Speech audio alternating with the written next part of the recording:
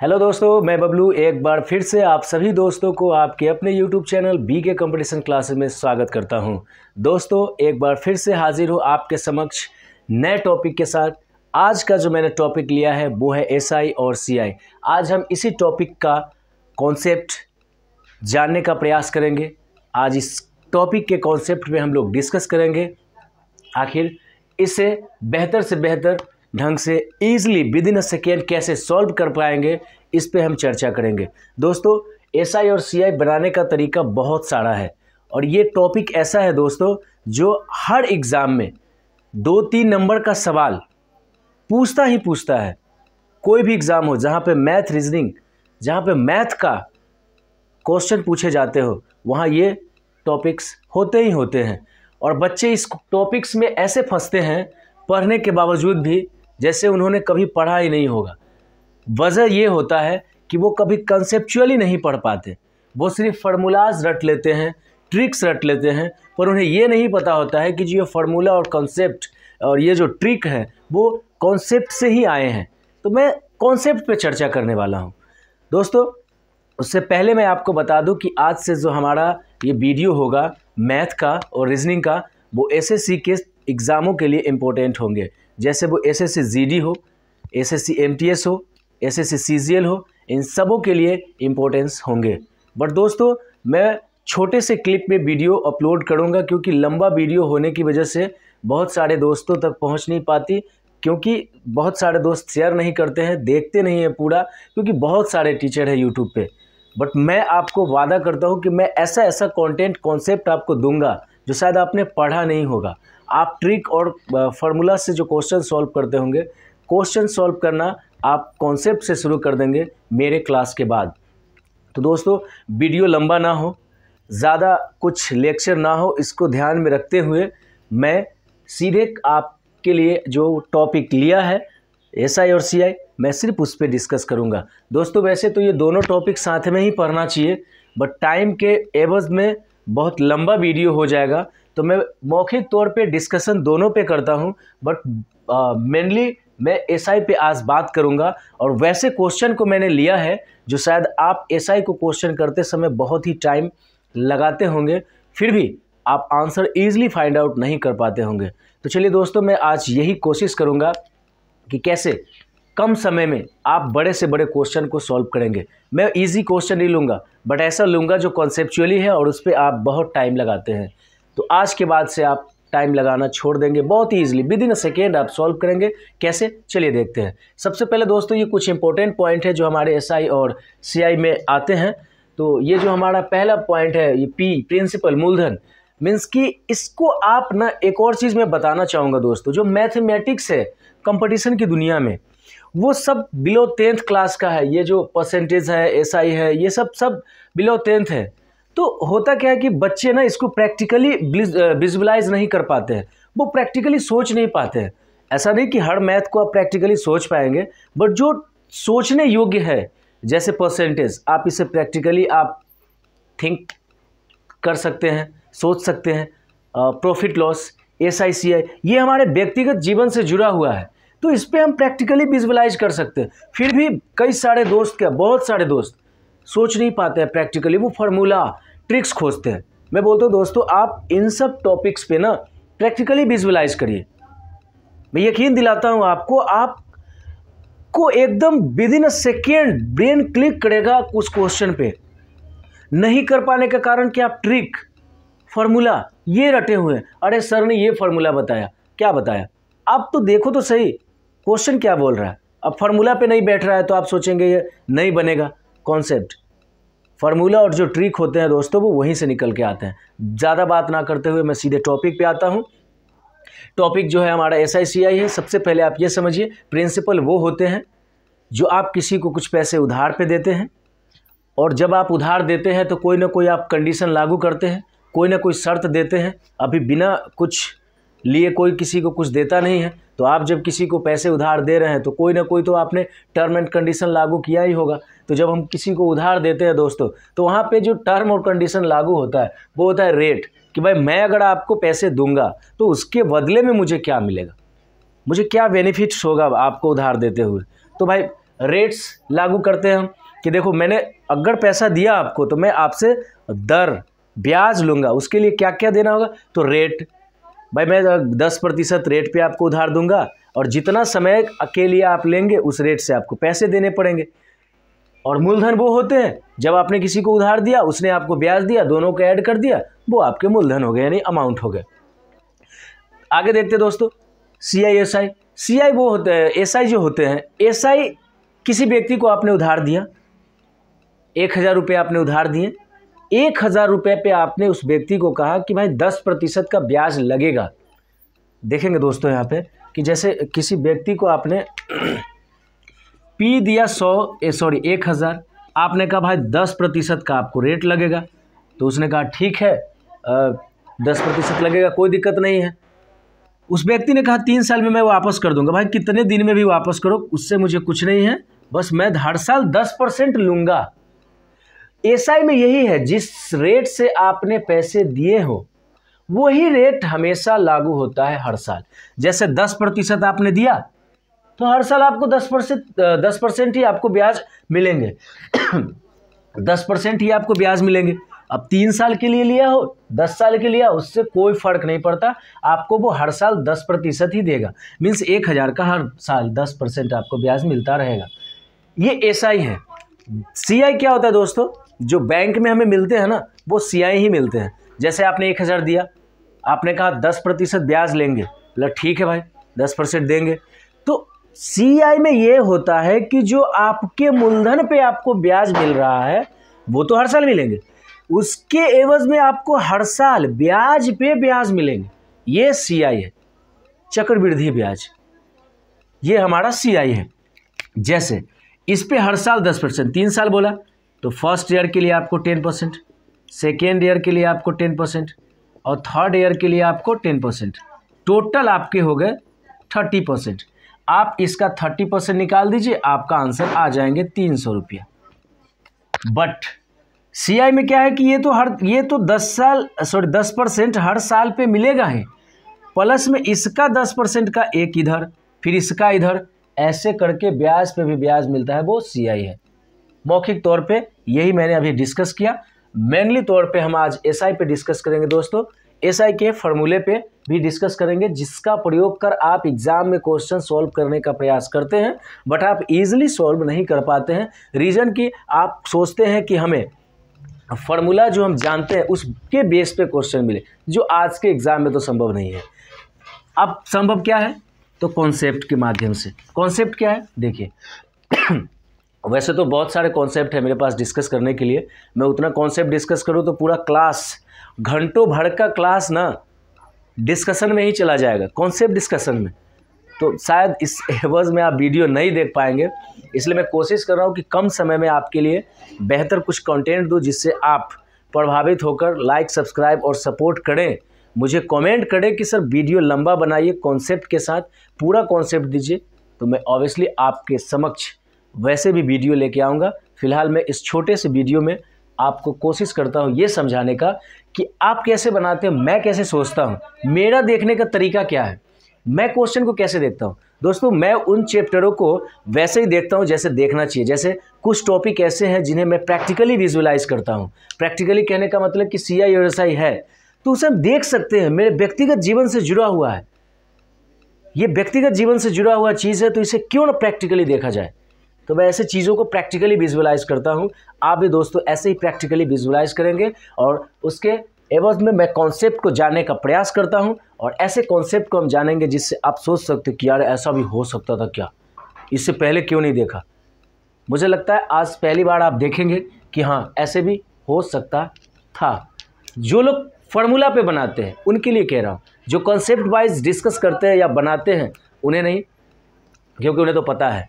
चलिए दोस्तों, आप ये फार्मूला यूज करते हैं, मैं सिर्फ ये देखता हूँ PTR, छोटे सा ये कॉन्सेप्ट मैं बस आपको डिस्कस करूंगा, इससे 2-3 क्वेश्चन बताऊंगा। अच्छा लगेगा तो दोस्तों आप कमेंट कर ज़रूर बताइएगा। मैं पूरा कंप्लीट कॉन्सेप्ट आपके समक्ष वीडियो अपलोड करूंगा, जिससे आपको बेहतर से बेहतर कंटेंट प्राप्त होंगे और आप बेहतर स्कोर कर पाएंगे।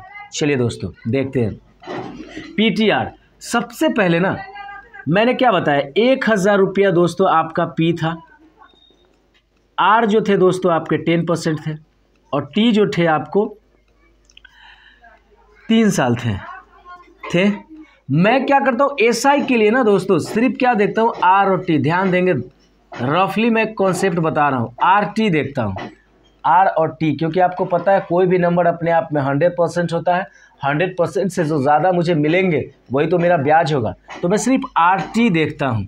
अब मैं इस पर क्या देखूँगा, R और T, इस पर जो 300 आंसर आए थे मैं देखूँगा, अच्छा 10 या 30 में इसके मूलधन का 30% हमारा ब्याज हो जाएगा, तो 1000 का 30% 300 आ जाएंगे, 300 आ जाएंगे। तो ब्याज के लिए RT, इस क्वेश्चन को इस कंसेप्ट को दोस्तों समझते हैं।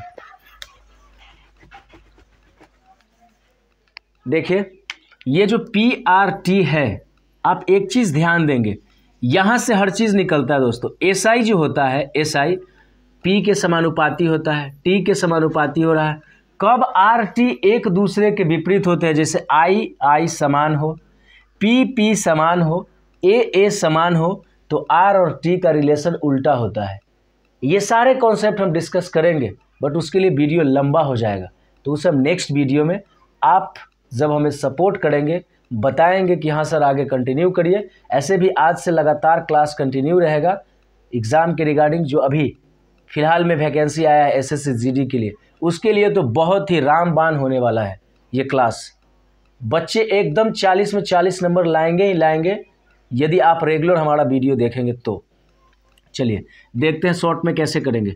यहाँ पे आप SI के लिए ना सिर्फ ये देखिए, हमें RT फाइंड आउट करना है, ज़्यादा नहीं सोचना है, क्योंकि यहाँ पे जो P दिया है इसी पे तो यही R और T तो आपका ब्याज है, यही तो आपका R और T जो है ब्याज है। तो यहाँ पे RT हम देखेंगे, वो हमारा ब्याज हो जाएगा। और एक और चीज़, जब आपको उधार देने की बात हो, कहीं पे कर्ज देने की बात हो, जब भी दो व्यक्तियों को दिया जाए कोई कर्ज, तो उस स्थिति में हम क्या देखेंगे कि PT दिया हो और R पूछा हो, तो दोनों का PT का ऐड करेंगे। अब ये कैसे होता है, क्यों होता है, जब आप हमें ये बताएंगे कि सर वीडियो कंटिन्यू करिए, तो मैं डिस्कस करूंगा बेहतर ढंग से। अभी मैं कोशिश करता हूँ कि छोटे से वीडियो क्लिप में आपको बड़ा सा चीज़ दे दूँ। तो जब आपको दो व्यक्तियों को उधार दे रहा हो और पूछ रहा हो कि R क्या होगा, या दिया हो PT, यानी इतने पैसे इतने साल के लिए सेम दर पे, इतने पैसे इतने साल के लिए सेम दर पे, ऐसे क्वेश्चन को करने के लिए क्या करना है, इजी वे में जो जल्दी से जल्दी हम क्वेश्चन बना सके, समझते हैं। जब आपको दोस्तों PTR यानी PT दिया हो और एक और व्यक्ति को PT दिया हो, R सेम होंगे, तो ये दोनों का मल्टीपल जोड़कर जो ब्याज होंगे उसे आप परसेंटेज के माध्यम से रेट निकाल सकते हैं। ये दिया हो या ये दोनों दिया हो दो व्यक्तियों के समक्ष, तो हम जो दिया हो उसे गुना कर ऐड करेंगे, जैसे हम क्वेश्चन के माध्यम से दोस्तों समझते हैं। बस इतना आप ध्यान में रखिए कि R और T इंटरेस्ट होता है, P और T R, इसी पे बेस्ड मेरा पूरा कॉन्सेप्ट है, उसको हम डिस्कस करेंगे। बट पहले ये क्वेश्चन देखते हैं दोस्तों। चलिए दोस्तों पहला क्वेश्चन देखते हैं। हेलो दोस्तों, तो पहला क्वेश्चन ये है कि एक कुछ निश्चित ब्याज दर पे, ध्यान देंगे दोस्तों, मैंने वैसे क्वेश्चन लिए हैं जो बच्चे फंसते हैं अक्सर एग्जाम में। मैं इजी क्वेश्चन नहीं लिया हूँ कि इतना पैसे है, इतने पे इतना पैसा, इतना दर पे इतने समय के लिए कितना होगा, वो हर कोई कर लेता है। चलिए जो मैंने क्वेश्चन लिया है देखिएगा दोस्तों। एक कुछ निश्चित ब्याज दर पे 6000 रुपया, एक कुछ निश्चित ब्याज दर पे 6000 रुपया B को 2 साल के लिए देता है तथा 1500 रुपया C को 4 साल के लिए देता है, और दोनों से उन्हें कुल 900 रुपये ब्याज की प्राप्ति होती है। ऐसे क्वेश्चन को पता है दोस्तों कैसे बनाते हैं, सब ऐसे लिखेंगे P इंटू R यानी 6000 इंटू 2 इंटू R बाई 100, उसके बाद करेंगे प्लस, फिर 1500 गुने 4 गुने R 1500 बाई 100। अब इस पे बराबर 900 करेंगे, वो कि ये दोनों पे ऐड करने से इतने मिलते हैं, ये 900। अब यहाँ पे ये कट कुट करेंगे, ऐसा नहीं करना है, यहाँ ध्यान दे, आपको पीटी दिया हो, इधर भी आपको पीटी दिया है, यही तो आपको ऐड करना है। ये मैं आपको समझा रहा हूँ इसलिए मुझे लिखना पड़ रहा है, मुझे लिखना नहीं पड़ता ऐसे क्वेश्चन पे। क्या करेंगे, 6 दूना 12, 15 चौका 60, यानी 6000 इधर और 12000 इधर, टोटल हो गया 18। 18 पे यही तो हमें 900 रुपये मिल रहे हैं। ये होते कैसे ये मैं डिस्कस करूँगा आपके समक्ष, और वीडियो लंबा ना हो जाए इसलिए मैं डिस्कस नहीं कर रहा हूँ। ये पूरे 18 हुए, 900 रुपये ब्याज मिले। तो दोस्तों इतने पे भी बच्चे लिखते हैं 18,000 गुने 100। यहाँ इतना अब काट कूट करेंगे, कुछ नहीं करना है, 18 × 90, क्योंकि ये हमेशा आप याद रखिए ना, प्रतिशत से 2 शून्य कट जाते हैं। मैं सीधा देखता कि 18,000 आया, मीन्स कि 180, 18 × 90, 5%, जो ऑप्शन आपके ए में है। ऐसे क्वेश्चन को इसलिए इतना लिखने की आवश्यकता है ही नहीं। तो चलिए दोस्तों दूसरा क्वेश्चन देखते हैं। दोस्तों दूसरा क्वेश्चन हमारा है कि ए बी को 5,000 रुपया 2 साल के लिए देता है तथा 3,000 रुपया सी को 4 साल के लिए देता है, और दोनों से प्राप्त जो ब्याज है उनको वो 2,200 रुपये का मिलता है। ध्यान देंगे दोस्तों कि क्वेश्चन क्या कहा, कोई व्यक्ति ए है जिसने बी और सी को कुछ पैसे उधार दिए। बी को उसने कितना दिया, बी को उसने दोस्तों 5,000 रुपया दिया। ये 5,000 रुपये जो हुए ये पी हो गए और टी हो गए 2 साल के लिए। इसे देता है पी 3,000 रुपया, इसे देता है 3,000 और टाइम दिया 4 साल के लिए।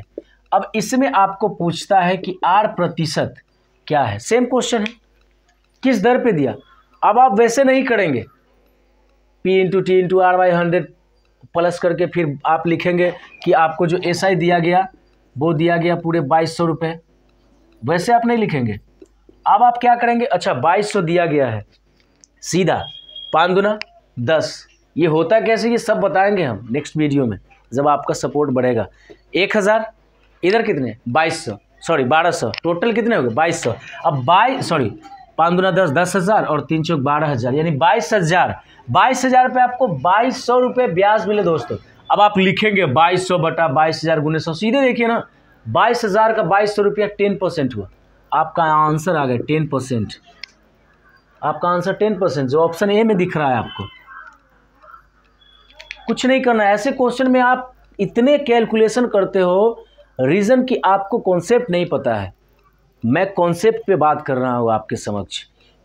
तो आपने इस क्वेश्चन के माध्यम से ये समझ गए होंगे कि जो ऐसे क्वेश्चन आते हैं P और RT का ही तो खेला है, बस उसी को समझना है।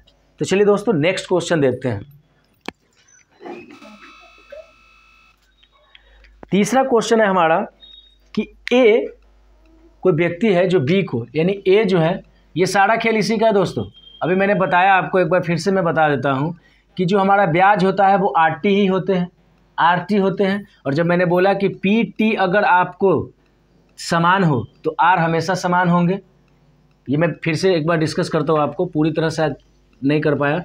P और T जब समान हो तो आपके R ऑब्वियसली समान होंगे, P और R समान हो तो T समान होंगे, ठीक है, और RT आपका ब्याज होता है।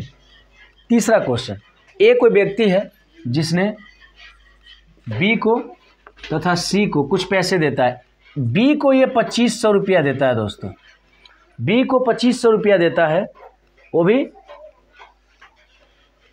और सी को वो कुछ पैसे देता है। जैसे इसका पी हो गया 2,500 और सी का जो पी हो गया दोस्तों 100 हो गया। क्वेश्चन क्या है एक बार पढ़ते हैं कि ए बी को 2,500 रुपया उधार देता है तथा कुछ निश्चित धन सी को भी समान दर तथा समान वर्षों के लिए उधार देता है। यदि 4 साल बाद उसे 1,120 रुपये ब्याज प्राप्त होता है तो सी को कितना धन उधार दिया था यदि ब्याज दर 7% हो।